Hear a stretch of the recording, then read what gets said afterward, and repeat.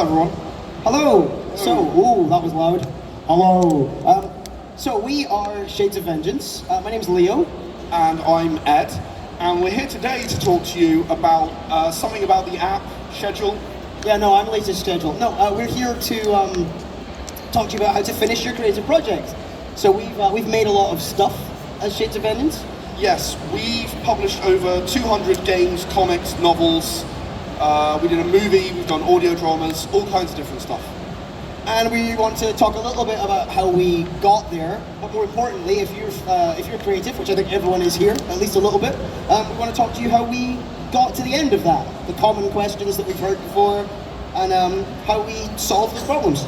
So, important note, we are going to primarily focus on finishing your creative project rather than starting your creative project, you know, because that's what I put in the title when I wrote it 6 months ago. I have actually written a book about the whole creative process, so if you're interested in that, you can come and talk to us afterwards and get hold of a copy of that called How to Be Creative. However, for now, we are going to be talking primarily about the problems that you run into and how we approach solving them in our projects. And the best place to start with those problems is to figure out what you actually want to get done, whether that's a book or a comic or any project at all. We like to use a thing called the project paradigm. It's a way to summarize everything you want to get out of your project. So yeah, the idea being that your project is far more likely to succeed if you know what success is. So defining your project paradigm at the beginning, explaining what it is that success looks like is actually really vital in making sure that you get to the end of that project for obvious reasons. So you begin by thinking of a project paradigm. For example, Leo. I am wanting to work on something, a comic about cowboys in space. And I've kept it nice and simple because everyone probably has a different idea when they hear cowboys in space. So, if you want to work on a comic about cowboys in space, if that's your thing, absolutely fine. Why? Why is it that you're wanting to do that? You want to start drilling into what it is that you're getting out of it. Is it actually a comic about cowboys in space that you want to make? Or is it because you'd really like to make a movie, but you think that probably you can't afford a movie because they're really expensive? So you want to make a comic because that's, you know, the next best thing you can do. So you're willing to take that hit. If that's the case, you may well write a different kind of comic, perhaps even one that you intend to use as a pitch for a movie in the long term. You might write the comic differently as a result. So understanding why it is that you're doing the thing that you're doing, once you've made a statement like a comic about cowboys in space, is absolutely vital, as you can probably tell, to finishing your project when you get to the end. And if you're struggling with that, just keep asking yourself why. Because if you ask yourself why, you'll eventually find the answers as you go on. We like to use 5 whys. Truth that lies beneath. Yes, the truth that lies beneath, exactly. Five whys is a good way to get you started. So, with that in mind, we're going to start with one of the biggest things that stop people from finishing their projects. And I'm just going to start it off at perfectionism. So, perfectionism. One of the most common things that I get asked about when I'm on stage here in MCM, in fact. I suffer from this. It's really awful to want to see perfection in what it is that you're creating and know that you're never going to attain it. But at the end of the day, perfectionism is always an enemy to succeeding and finishing. So, what I like to do is remember that we live in a digital age, right? You can put something out into the world that is not perfect, and then you can follow up with a replacement that has stuff fixed. I actually did this on my very first book. I made some fairly embarrassing mistakes, at least to me. And what I decided to do was just release a new version. Upgrade everyone to version 1.0.1 with the fixes in for the stuff that I'd made a mistake in. No matter how long you spend on your book, I will promise you that you will open your book and find something you want to change within 30 seconds. Book, movie, whatever it is you're making, it's still true. You will find something that you would have tweaked that, or you would have reworded that, or whatever. You will find something. So at the end of the day, perfectionism, you're never gonna get there. So don't try on your first instance of getting it out into the world. You will learn a lot more by getting it out into the world, seeing how people react to it, and then adapting accordingly. We'll come to feedback later. So when you set a goal, because having structure is important here, one of the reasons that perfectionism is the thing we started with is because it leads to endless editing. You just keep tweaking things and you keep fixing the bit that you think needs fixing and you don't progress. So if you get some structure going as you're changing stuff, it's better to make a note of it and move on than it is to keep focusing on something else. I'm struggling with this right now. I'm writing a game, I'm editing some stories from some writer friends of mine, and I'm not a good editor. But I asked Ed for some help because he's got more experience of this. So after I do a pass at it, he takes a second look, and then we feedback to the writer together. So a lot of people will go, hey, I got halfway through writing my novel, and then, oh yeah, I wanted to make this change. And that can be really detrimental to actually finishing the novel. The thing that I always try to remind people is that editing is easier than writing. The thing that I like to do in this situation is make a note. I make a note in the margin, as Leo was saying. I go, hey, okay, this isn't the way it would be, and I have to go back from this point all the way back to the beginning of the book and make any changes I need to make, and then I push onwards as if I had already made those changes. That means that you don't end up endlessly editing the same 100 pages of a 400-page novel, and allows you to move forward. You can then, once you get to the end, come back and do a full second sweep, making sure that you fix everything that you want to change, rather than endlessly going back and redoing the same bits. And I just want to add, because if you're like me and you're not the greatest reader, voice notes. Everyone has a phone, microphone. Make a voice note or record yourself saying, I want to change this part of my book. Because then you can listen back to it and use that as your guide. So the reason that I don't prefer that, I think there's upsides to it, there's also downsides.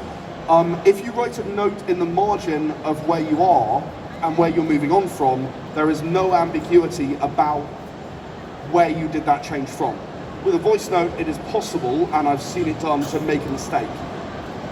You miss a chunk of your book, and then your editor picks you up on that, your proofreader picks you up on that, like, why is this? Yeah, whoops. So I prefer to leave a note actually next to the text that is incorrect. Come back to it later. Speaking of writing, next big challenge, writer's block. Everyone here had a problem with writer's block? Any hands? Yep, me too. The best thing you can do is write bad stuff. Just write something. It doesn't matter. No one's going to see your first draft. Write something that you are embarrassed about. It doesn't matter. Get past the place where you're stuck and onwards. I promise you, even having hello, my name is character is better than staring at a blank laptop screen for 4 hours, because that's me.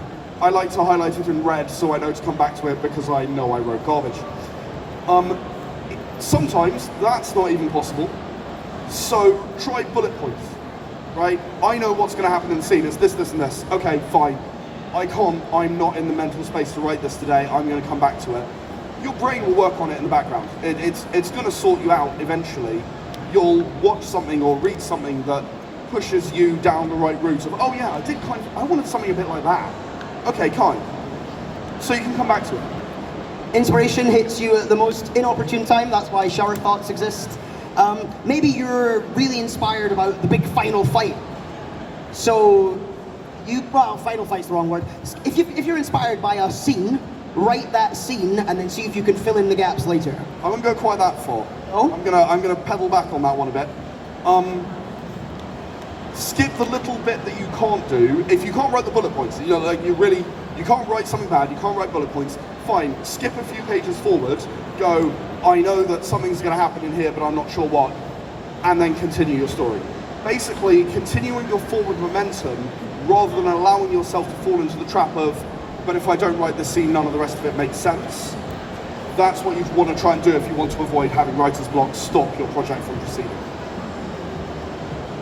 Other thing about just write something down, don't be afraid to write in different things. I used to have a notebook by my bed because I would always think of something minutes before I went to sleep. So I got the book out, wrote notebook out, wrote something down, and then tried to switch off for the rest of the evening. And this is where I use voice notes, because when I'm about to go to sleep, I also have that problem. And I will grab my phone and just make a voice note and lay like, tomorrow, just make sure I'll be sounding increasingly exhausted. I'll be like, tomorrow make sure you change the thing with the thing, and just do the thing, yeah? It's happened. Speaking of being tired, because life is busy, the other big thing we've got asked, I just don't have time anymore.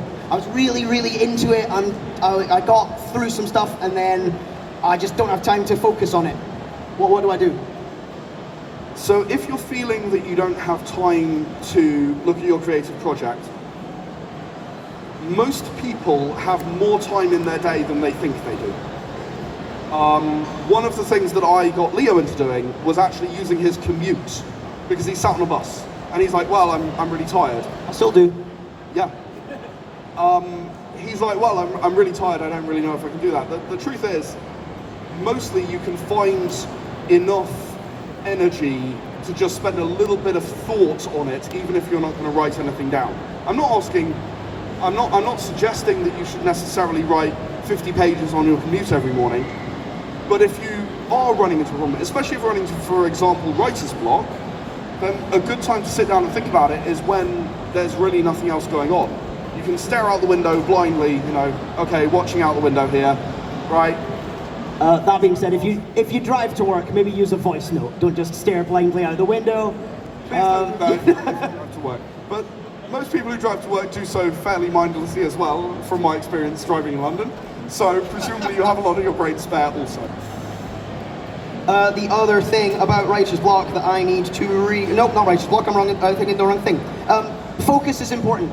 I find it really hard to focus at home because I think about chores I need to do or I get tired again. So if you know a place that you can focus, if that's the library or a coffee shop or a friend's house, go over there and try and just do something. 10 minutes of focus is worth so much more than an hour of just trying to do something else. My brain has just stalled, I'm very sorry about that. If you set a schedule for doing work, this is still part of the whole I don't have time thing. If you set a schedule for doing work and something comes up, life happens, right? Life happens to everyone. That's totally okay, so what you do is you remake your schedule. You don't go, well, yesterday I was going to do 8 hours of work, and today I was going to do 8 hours of work, and tomorrow I was going to do 8 hours of work, and I know I can't do a thing tomorrow, so I'll just do 24 hours of work today. Obviously, I'm exaggerating, and most people won't even try that, but you know, even I was going to do an hour yesterday and I didn't get it in. Fine, okay, cool. Remake your schedule, accept that that's what happened, life happened. Even accept I was really tired when I came home from work and I collapsed in bed because I literally could not keep going. I had to pick up more shifts at work because I need to do some stuff. Pay rent. Pay bills, yeah. You know. Everyone has that sometimes. So it's absolutely fine to not make your schedule, as long as you then go, right, I know why I didn't make my schedule. It was not me being lazy or me not caring, it was I couldn't do it.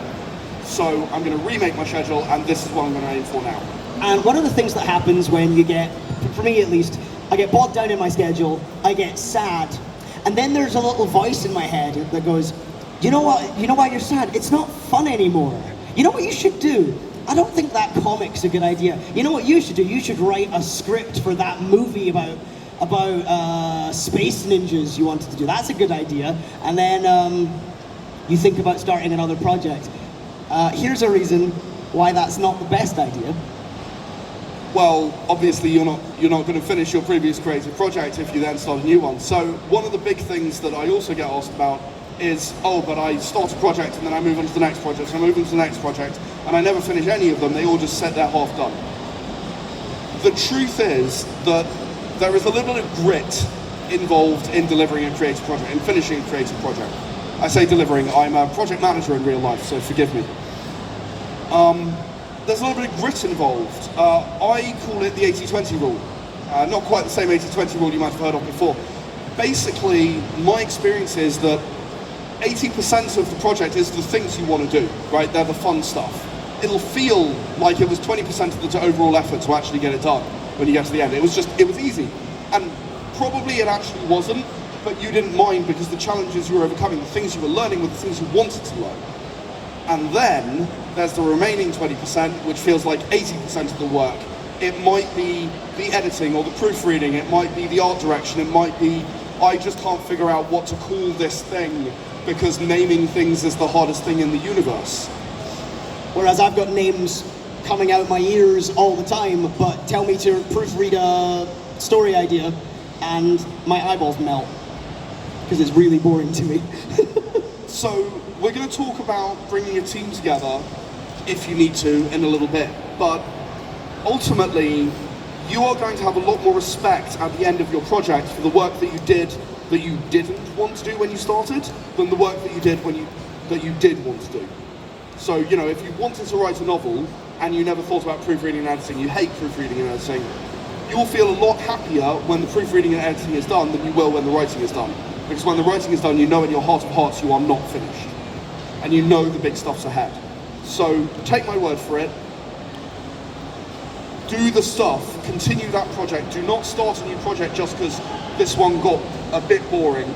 Do revisit your project paradigm and see whether there's a reason that you are falling out of love with your project. You know, is there something maybe that you're missing? Maybe you've swerved away through your cowboys in space and now it's actually all about space dragons. And that just doesn't interest you as much.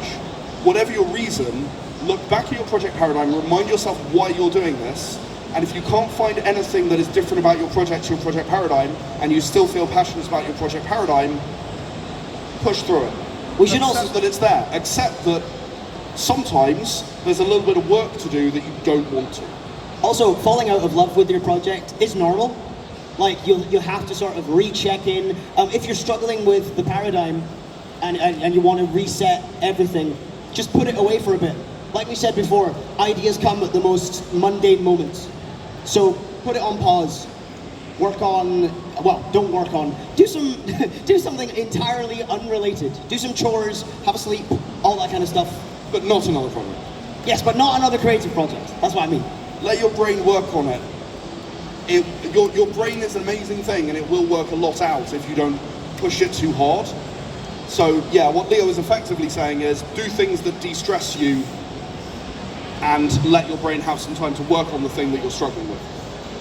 Speaking of things that stress me, rather than de-stressing me, I am terrified that the comic I'm working on just isn't good enough. Fear of failure, really, really deep. So this is a very complicated topic for me as well, and indeed for everybody, because everybody experiences imposter syndrome. It's a thing, right? You work your backside off, you do everything you can to make your creative project work, and at the end of it, you feel like it's not good enough. Pretty common.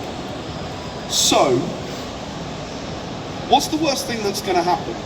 You put something out that you're proud of, and I don't know, maybe people don't hear about it beyond a small circle of people. That's certainly what's happened to me broadly. You know, I've published 200 books, and practically no one's ever heard of me, so, you know, it could be worse. That said, there are a small number of people who absolutely love my work, right? Who go, no, I do want to see more, I do want you to keep creating, I do want you to keep doing stuff. Please, keep going. And so, that's what I do. I decided to continue making stuff. Also, everyone works at a different pace. This man is very, very good at being very, very productive in a short space of time, whereas I've been working on a game idea for 4 years because life gets in the way, I fall out of love again. I've got an on and off again relationship with this biopunk game that I've been working on. But there's no point in comparing yourself to other folks. Comparison is the thief of joy, as they say. The other thing about comparison is it's highly likely that you're going to compare a draft of your own work to a finished product of someone else's work. Especially if they have a team behind them, that's not actually a fair comparison. You're not actually looking at something that's equivalent to what you're doing. So you're just putting stories in your own head, which everyone does, about how bad your piece of work is. So at the end of the day, if you are having a fear of like, oh, nobody's going to like this, I'm not even sure I like this, figure out why you are proud of it. Again, back to the project paradigm. The reason we started with the project paradigm, a lot of it comes back to this. Why are you doing this? Why is it that you want to? Do you just want to publish a novel? Is that your thing? That some people really do feel that way, and that's totally fine. Figure out why you want to do it, and if you understand yourself, you will be able to complete your project. But we should probably move along. We should move along. Okay, Nightmare's problem. There's already comics about cowboys in Spacehead. What am I to do? It's already been done. My idea's been done already. Well, that's great. It means there's a market for it, right? It means people want to see cowboys in space. If you're not copying what other people are doing, you're okay. The copyright threshold is 15% different, 1.5. That means that if you're not, in practical terms, it means if you know you are not copying someone, if you know you are not doing something wrong, you will be fine. So fine, write your comic, your way about cowboys in space. Also, that's why we're here. Lots of us like very similar things. That's what conventions are all about. Let's move swiftly on. Accountability. Yes. I think we need to talk about. We do need to talk about. We need to be accountable for accountability.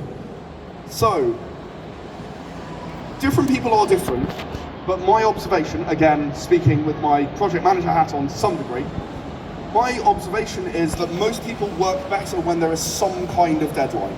Going, oh, I'm just going to sit there and write stuff, some amount of stuff today, tends to not work as well as today I'm going to write 1,000 words. That's what I'm going to do. If it takes me 8 hours, it takes me 8 hours. I'm going to sit here, I've got a clear day, I'm going to write 1,000 words today. I'm going to keep going until I do.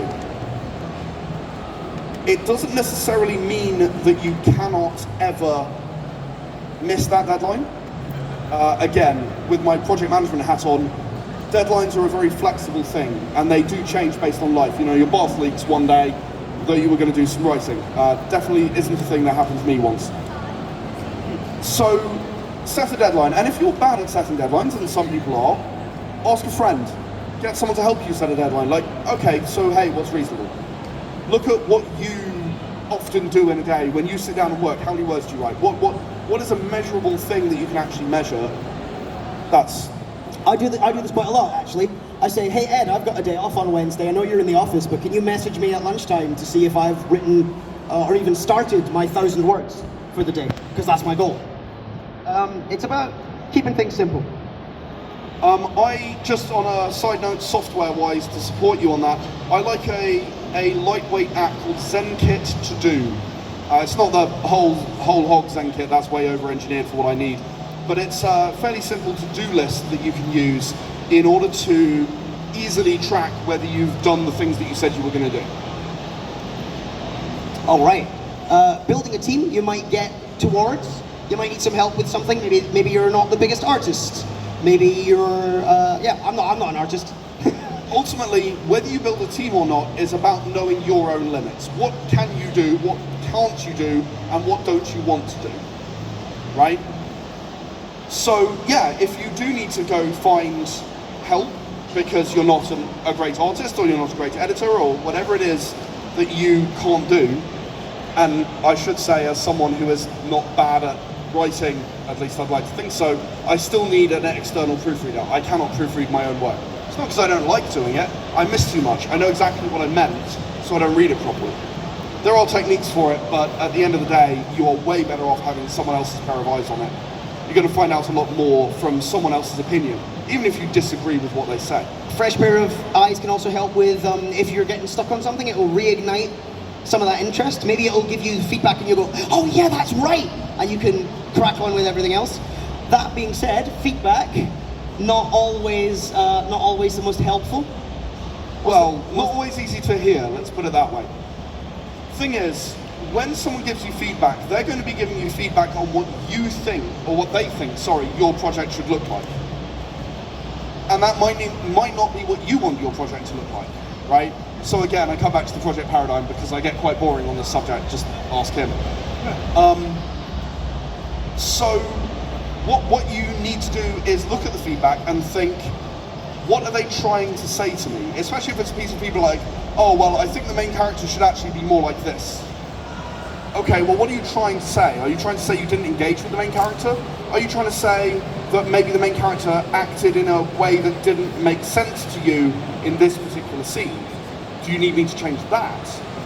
It's not necessarily to take every piece of feedback at face value. It's important to understand what the basis is behind the feedback. What are you going to fix as a result of this feedback, and how are you going to approach it? We had someone ask us, how do I make sure everyone knows my main character is good? And we looked at him and said, well, it's defined by their actions, and everyone's going to read that differently. If it's an incredibly subjective matter like that, you need to be really careful about what you think good means, understand it, and then make sure that that person acts in that way. That's how you're going to solve that problem. Shall we move along? We shall move along. The ultimate solution to getting things out the door, huh? Indeed. There's a little bit of JFDI. Just freaking do it. Like I was saying earlier, you have to push through some stuff that you don't want to do, and that's life. If it wasn't a little bit of pain in order to get there, it would be incredibly easy to do a creative project, and you would be sitting here listening to us wondering why you can't finish your creative project. So find your project paradigm, find your motivation, find your reason, and believe in that reason so that you can push through the things that will be difficult. But not only that, be aware that you are going to have to push through some stuff that you don't enjoy as part of creating your creative project. It's very repetitive today. It's really likely that everyone here is struggling with that last 20%. You've done all the bits you can do, and you just need to push. As we were saying about pushing, it's the last 20% that's the hardest of the finish. So the final thing to say is I have a very good friend who I've been working with on writing projects for, 15 years now.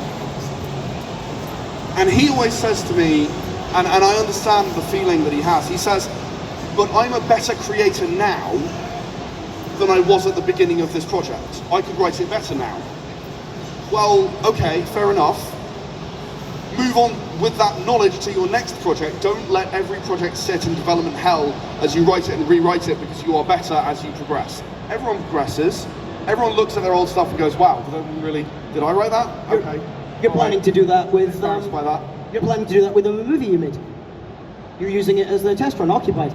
Oh right, yes. The movie I made was a test run for a larger movie that I'm hoping to do. That was my reason for making it. I wanted to learn a bit more about movie making because I'd never really been involved before, especially as I was writing and directing and producing the movie, so I was running around a lot. I wanted to learn a lot more about what I was going to do before I made the movie I really, really care about. I ended up making something I'm extremely proud of. And it has its flaws. I can feel there are things I would do differently. I can feel myself becoming a better editor as I edit the stories I'm working on, but I know it's going to take me a lot more time than it is for the people that have been writing for 3 years, 4 years, 5 years. So take the skills you've learned and accept that it'll take some time to progress. So, I think that we are about at the end of the things that we wanted to say, but we want to leave plenty of time for Q&A. So, what are there any questions you'd like to ask us? Are there any things that we haven't covered, or maybe we haven't covered specifically enough the thing that you are struggling with on your creative project? We have a fantastic giveaway, because if you ask us a question, you get a copy of our book, The Writer's Journey, which is a choose-your-own-adventure book where every mistake is a writing mistake. So every dead end involves a writing mistake. And how to fix it, of course. Any questions? I'm about to jump off the stage. Parkour! Left. Okay. Left. Aha! Thank you very much. My question is it easier, or in your experience, do you publish via Amazon, or do you prefer the older traditional publishing houses? That's a very good question, and I think there's actually even more aspects possible for that than what you said. So, I don't think that there is sorry Leo, I don't think that there is necessarily a better or worse answer to that. They give you different things, right? So, working through a publishing house, you get a lot less creative freedom. You have to change things that you might not want to change. There's certainly at least one of my books that I know I would never be able to publish through a publishing house because they would not agree, because it is too unconventional. And that one also, because it's too unconventional, right? Whereas if you want to publish it yourself, you have all of the creative control, but you also have to do all of the marketing, and Amazon is not going to help you. So you have to do everything on your own. I'm not an expert in marketing. I'm not going to pretend to be. It's hard, it's difficult, but it's also difficult to get accepted by a publishing house as well. So it's like, I'm sorry, that's kind of a non-answer, but the answer is, there's no answer to that. With the advice that you just give, kind of attracted me over here with the learning process and what you were doing. Who did you learn that from, and how long did it take for you to learn this wisdom that you have shared with us? School of Hard Knocks, I'm afraid. About a decade? My first book cost me an obscenely large amount of money. Just to give you an idea, it is my best-selling book ever, and it cost me 15 times as much as I have made from it. Still, I am never going to pay off that, like, never going to pay off the experience that I had creating my first book, right? So, the answer is, I had to learn the hard way. I had to do everything wrong, and the reason that I am here right now talking to you guys is hoping that I can help people avoid some of the mistakes that I've made, but I'm a firm believer that you can't teach everything. And that's why I come back to A, the project paradigm, quite boring on the subject, and B, grit. Get through it. Understand there's going to be hard stuff. There are hard times ahead if you want to succeed.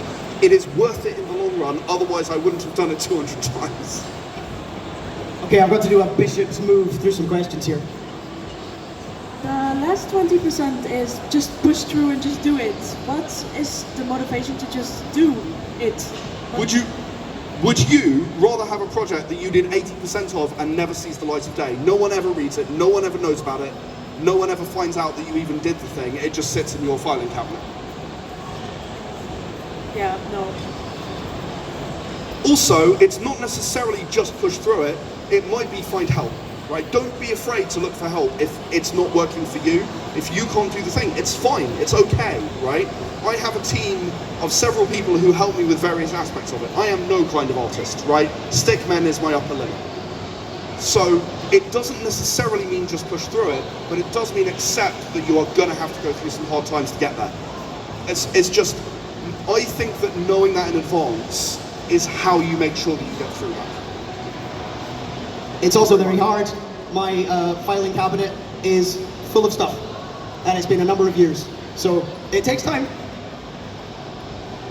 Is it, let's say I'm like writing a script or something, if I have like an ending in mind, is it fine to like just write the ending, or should I write it in chronological order? Of course it's fine. Yeah, absolutely. The thing is that once you have something down on paper, you can work with that thing, right? Start with the thing that is working for you. So funny you say that, because I was on the Elizabeth line to get here today. And I've been struggling with like the last half of a comic that I've been writing for about a month. And I was just like, no, I can actually see the final panel in my head right now, like I can see it. And I sat there on the Elizabeth line on the way here and wrote down that, again, back to you can use your commute for this. I sat down and wrote down that last panel. I was like, no, this is what it looks like, this is what it feels like, and that's what I'm going to do. And I don't have 7 pages before that finished yet.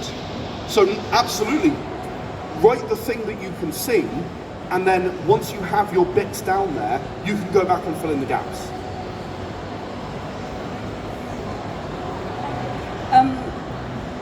When it comes to asking for feedback, I can hear fine.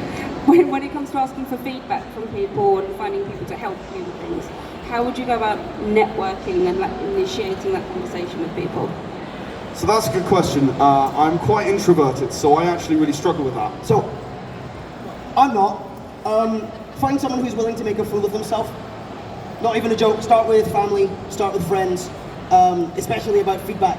If you've got that one friend who you spitball ideas with, go, hey, read this, or hey, do you know someone who likes whatever book you're working on? It takes, what's the word I'm looking for? You've got to be really obnoxious about your project. That comes with time as well, but you've got to chat up yourself and go, hey, I need someone to read this, I need fresh eyes, I need whatever. If you're willing, make an account somewhere anonymously and say, hey, I want a beta reader. Yeah, I was about to say, what I do is not be obnoxious. I have him to do that. But what I do is I post anonymously, right? I go, this is my thing, this is how I'm doing it. Would anyone like to read it? Would anyone like to comment? Would anyone like to tell me what they think? And then I feel crap because they say horrible things about what I wrote. And then I get over it. And like I say, the feedback, you look at what's behind the feedback. What did they not understand? My mother does not like my work, all right? So it's fine, it's okay. She gives me feedback and I go, you didn't understand what I was doing, and that's okay. But I'm not changing, I'm good. So understand you, understand what you need and what your project is. And yeah, feel free to post anonymously if you really struggle going, hey, here's my stuff, can you tell me what you think? So you kind of touched on this already about falling out of love with what you're working on. But it was like after the kind of initial burst of, you've gotten all the ideas that you first started out with down on the page, like all the initial scenes, how do you keep that process going after the initial creative burst happens? So there are a few things that you can do about that. One of the things I like to do is tell someone I trust, right? I'll go, I was thinking about doing this, and see if they're excited, see if they're interested, see if that is a thing that they want to see. I use this man right here quite often. And I just go, hey, I was thinking of doing this thing. Yeah, I've outed him now. Everyone knows he's not a member of the audience. We had to pick up our numbers somehow. I'll go, hey, I was thinking about doing this thing. Like, do you think that's mildly interesting? Very interesting? What do you think? And seeing someone else excited about what it is that you're thinking of doing is an incredibly good motivator, right?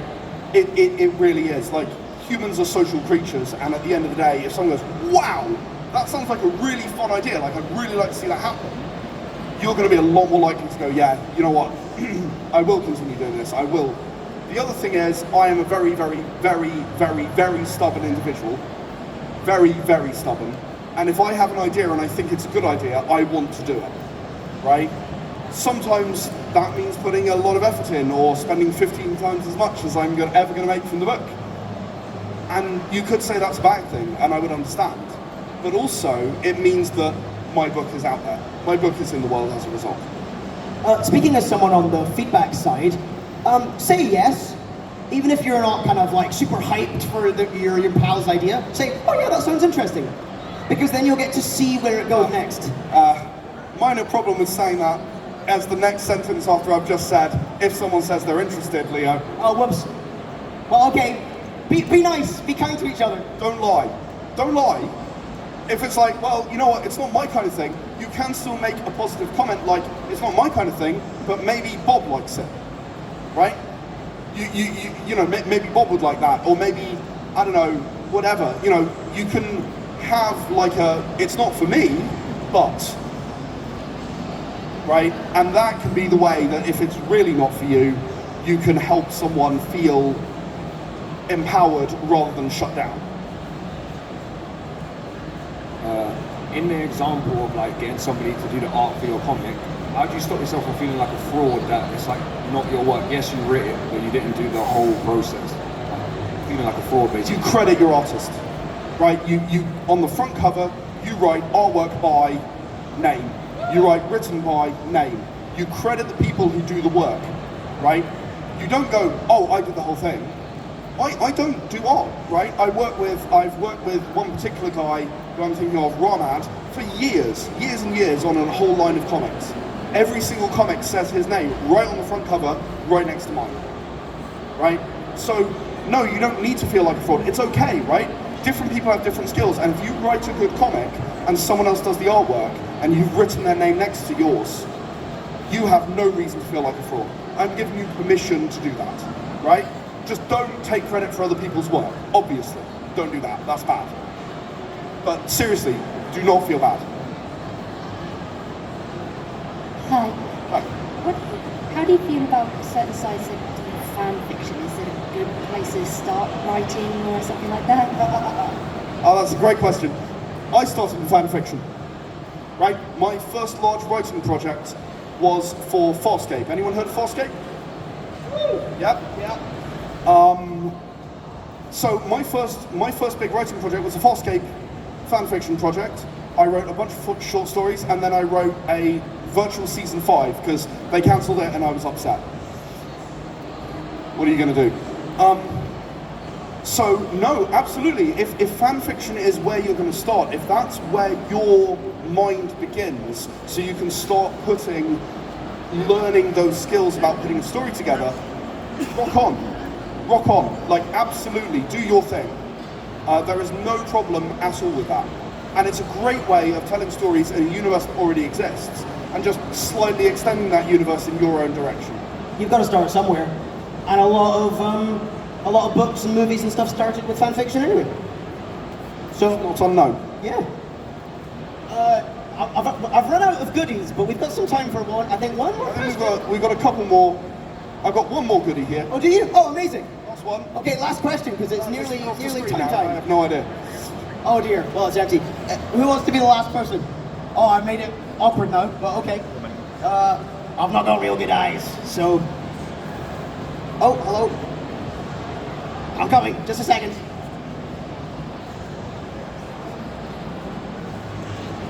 Hi.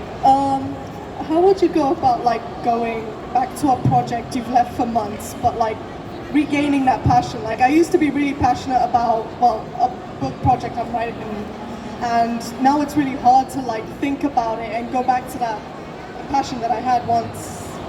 How would you go about it? I love that question. Thank you very much. I'm going to come back to the project paradigm. Were you here at the beginning when I talked about the project paradigm?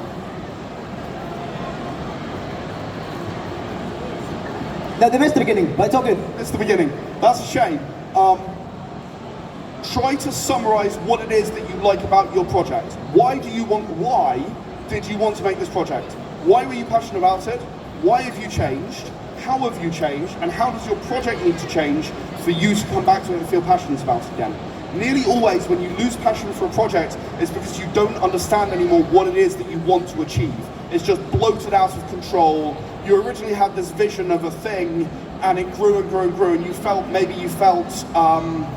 required to make certain choices because you have to, and that makes you less passionate about that project. So find what it is about your project, and I hate to plug my book again, but come and talk to us about how to be creative, because I cover that in that book. Okay, everybody, I'm going to put on my MC voice for a second. Thank you very much for joining us. Please, give us a round of applause for the master here, come on. Also we him. are Shades of Vengeance, thank you very much. We're going to jump off now so that they can set up the new thing. If you've got any more questions, we're going to be in that corner over there. Over there somewhere. So thank you very much for listening, everybody, and we'll see you soon. Have a lovely good